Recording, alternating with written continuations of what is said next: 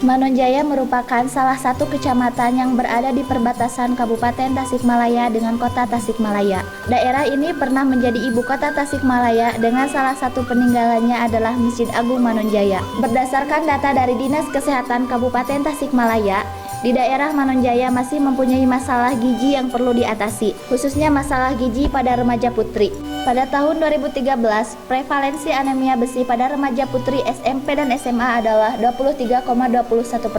Angka ini lebih tinggi dibandingkan dengan angka nasional. Masalah remaja kaitannya dengan gizi ditemukan bahwa sekitar 1,6% dari total remaja Indonesia sekarang yang obesitas itu semakin banyak. Gara rendutnya sekarang semakin banyak, tidak lagi remaja-remaja di kota besar, sekarang di daerah sudah semakin banyak ditemukan anak remaja, balita, bayi yang obes. Yang kedua adalah kandungan besi dalam darah, di mana salah satu tanda yang khasnya adalah yang melemah letih lesu yang membuat anak pelajar, terutama remaja itu salah satunya kalau di sekolah itu menanggung saja. Salak Manonjaya sudah menjadi kebiasaan bagi masyarakatnya untuk memenuhi kebutuhan gizi, maupun dimanfaatkan sebagai komoditas yang dapat dijual untuk meningkatkan perekonomian petani dan keluarganya.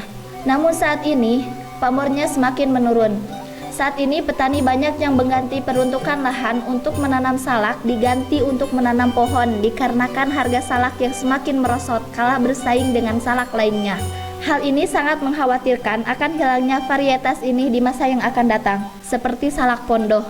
Salak yang dihasilkan dari daerah Manonjaya memiliki ukuran daging yang lebih besar, kadar air tinggi, dan rasa khas. Sampai tahun 92 ketika itu saya lulus S1 di Manonjaya, secara umumnya salak lokal ini masih berjaya. Produksi salak lokal sangat menjanjikan dan sumber pencaharian, baik itu untuk pembiayaan sekolah, uang kuliah, termasuk saya sendiri, Pak.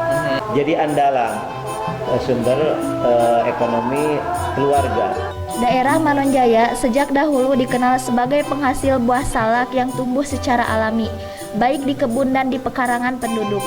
Perkembangan salak Manonjaya dari tahun 2015 sampai tahun 2013, salak Manonjaya sudah menurun dalam harga pasaran. Salak Manonjaya itu sangat murah sekali, Pak, sampai harganya 500 sampai 600 rupiah.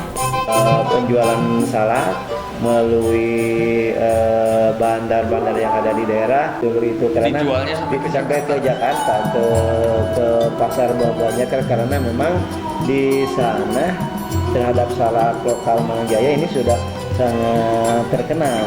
Itu tahun demi tahun mengalami pergeseran. Memang sedikit agak tergeser ya dengan salak, karena ada salak pondoh itu. Di salak pondoh mah kan 2 minggu mah disimpen teh kae. Salak pondoh di Manonjaya mah. Jadi pon di salak Manonjaya disimpen 1 minggu. Ya tahu pemikiran mah padahal salak pondoh pakai dana isa. Kawon ieu na kan kawon pamor. Naprakeun baru cenah teh ka itu ka pembakan. Buru kadua sapunya 2.500 kilo. 7 salak lokal 700 salak pondok cuman boneka 2.000 4.000. Nah, kami dalam penelitian ini sama Pak, intervensinya itu salah satunya mungkin secara tidak langsung nanti itu dengan olahan salak itu dibuat tepung, lalu tepung dibikin kue. Untuk penelitian ini 4 macam Pak, ya sesuai dengan mungkin banyak dikonsumsi oleh masyarakat, terutama oleh anak-anak, yaitu kue, cake, bolu di orang cake, muffin, lalu cookies sama sereal. Rencananya dalam penelitian itu sebetulnya diberikan kepada anak-anak siswi untuk mengetahui pengaruh kandungan salak, khususnya zat besi dan antioksidan pada kesehatan anak gizi, dan juga mungkin bisa terkait dengan status gizinya berubah walaupun tidak dari salak murni dari kuehnya. Harapannya ya kue ini bisa diproduksi oleh para pengrajin. Iya, para pengrajin itu ya. Ya, kalau diproduksi oleh para pengrajin, otomatis nanti pengrajin butuh salak gitu, Mbak. Iya. Kalau pengrajin butuh salak, Penggeliat kembali berjaya kembali ya, Pak. tanam kembali. untuk Selain itu, produksi salak. tepung salak Manonjaya ini mengandung serat dan total mineral 5,96% dan 2,49% yang lebih tinggi dibandingkan dengan tepung terigu 0,3% dan 1,0% yang akan digantikan sebagai bahan baku pembuatan kue atau jajanan produk olahan yang dibuat. Produk pangan olahan yang dibuat adalah cake, muffin, cookies, dan flakes. Penelitian analisis usaha tani dan prospek pengembangan salak Manonjaya telah dilakukan dan memberikan saran untuk pengembangan kualitas salak Manonjaya. Misal dengan diolah menjadi produk olahan dan adanya pabrik pengolahan di sekitar wilayah pengembangan. Penyuluhan tentang salak Manonjaya menghasilkan perubahan pengetahuan sikap peserta yang terdiri atas siswi, guru, orang tua siswi, dan masyarakat umum, khususnya dari pelaku UKM dan staf Dinas Pertanian dan Kesmas. Pengurus lanjut di MTS Husnul Khotimah, Kecamatan Manonjaya, Kabupaten Kesmas. Dilakukan uji validitas instrumen pengetahuan kepada responden yang serupa dengan responden utama, yaitu siswi. Kita mendapat ridhonya dari Allah Subhanahu wa Ta'ala sehingga kita dapat melaksanakan acara kerjasama khususnya dari Poltekkes, Ibu Ketua Jurusan.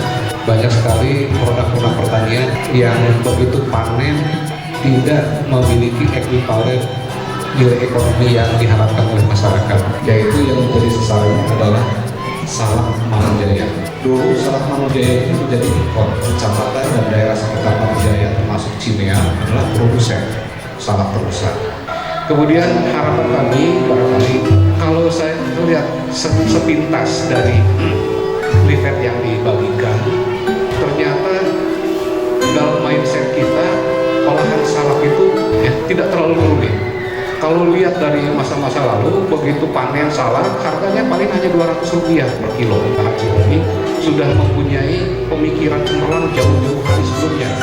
Ia salak ulah busuk, kumaha carana supaya tingkat nilai ekonominya tinggi. Ya. Pak Haji Obi kebetulan adalah guru beliau adalah guru di SMP 1 Manonjaya. Jadi beliau adalah senior di SMP. Jadi paling pertama akan memberikan motivasi, pencerahan, kemudian ada dampak positif baik itu secara ekonomi maupun kesehatan melalui hasil riset yang dilakukan oleh jurusan gizi di Poltekkes Tasikmalaya. Ya, Bapak Ibu yang terhormat, ini tadi ada Bapak Kepala SMP N1 Manonjaya. Ya, Bapak Ibu, kami membagikan naskah persetujuan untuk menjadi responden atau peserta pada penyuluhan ini. Jawab sebisanya, jangan khawatir salah ya, karena ini masih pretest. Nanti kami akan melihat gambaran awalnya, nanti kan kita lihat lagi setelah ada penyuluhan, ada materi, kami akan lakukan post test untuk melihat bagaimana pengetahuan perubahannya seperti apa dari sebelumnya. Apa kaitannya salak dengan intervensi penelitian kami? Masalah remaja kaitannya dengan gizi ditemukan bahwa sekitar 1,6% dari total remaja Indonesia sekarang usia 8 tahun juga 9 tahun sudah lemes.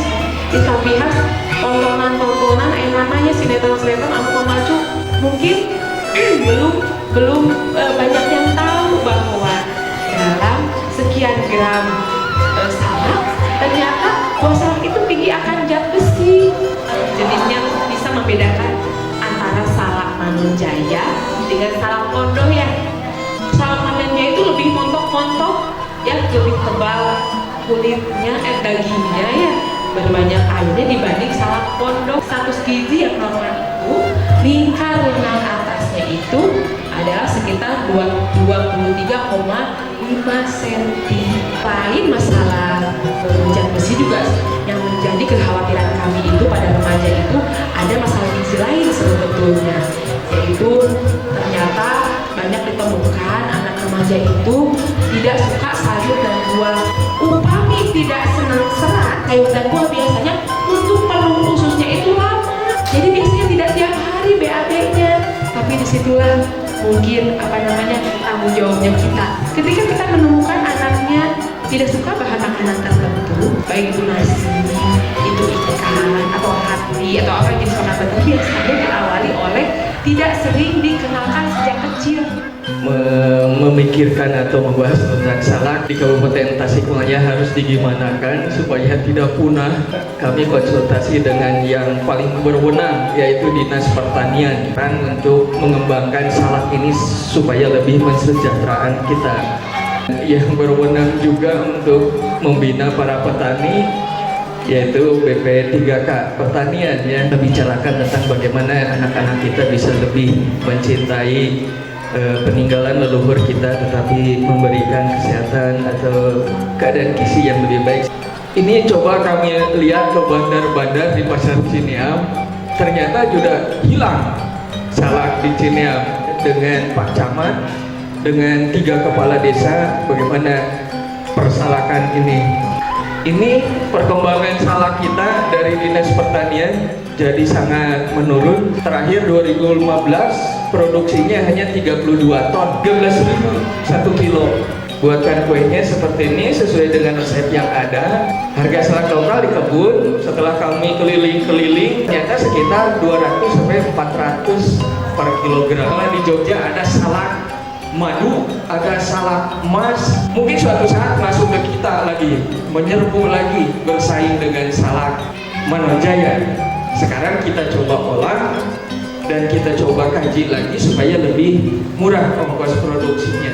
Semua rangkaian kegiatan kami habis selesai. Kegiatan kami yang terakhir adalah meminta penilaian dari adik-adik dan guru sekalian. Mudah-mudahan kegiatan kami bisa memberikan manfaat bagi ibu bapak sekalian, bagi masyarakat ini. Dengan skala 1 sampai 5, para panelis atau responden cenderung menilai suka pada produk cake, muffin, cookies, dan flakes di setiap parameter warna, aroma, rasa, dan tekstur.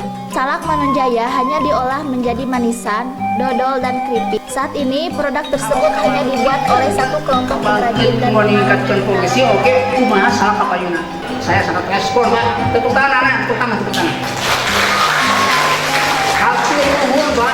Tapi insya Allah, sabadai ilmu yang publikat sangkep ya, badai nyobit, ada tepung salak.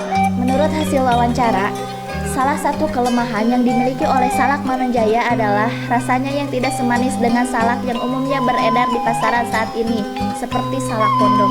Mengenai keberadaan salak Manonjaya, ingin menghidupkan kembali dengan slogan salak lokal Manonjaya berjaya kembali di tanah legenda Manonjaya. Mudah-mudahan orang yang sudah terpuruk atau sudah tidak meminati penanaman salak, mudah-mudahan dengan adanya penghubung Selamat sudah kita kembangkan. Terima kasih.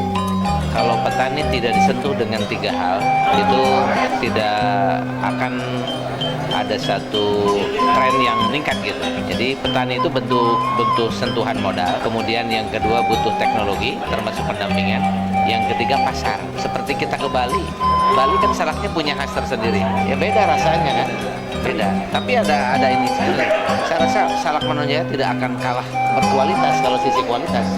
Kalau dikemas, apalagi sudah menjadi tepung dan menjadi olahan-olahan yang nanti cukup menjanjikan, bahkan bisa jadi ikon.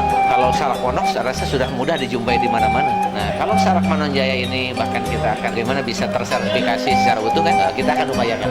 Jadi terima kasih.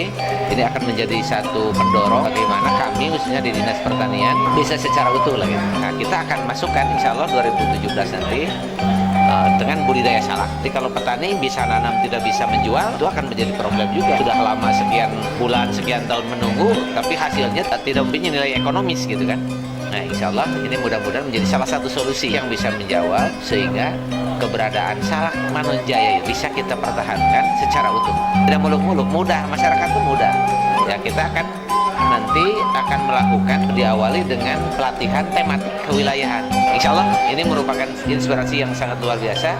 Akan kami bangun kesepahamannya dengan mereka tadi, aparatur non aparaturnya dan para petaninya.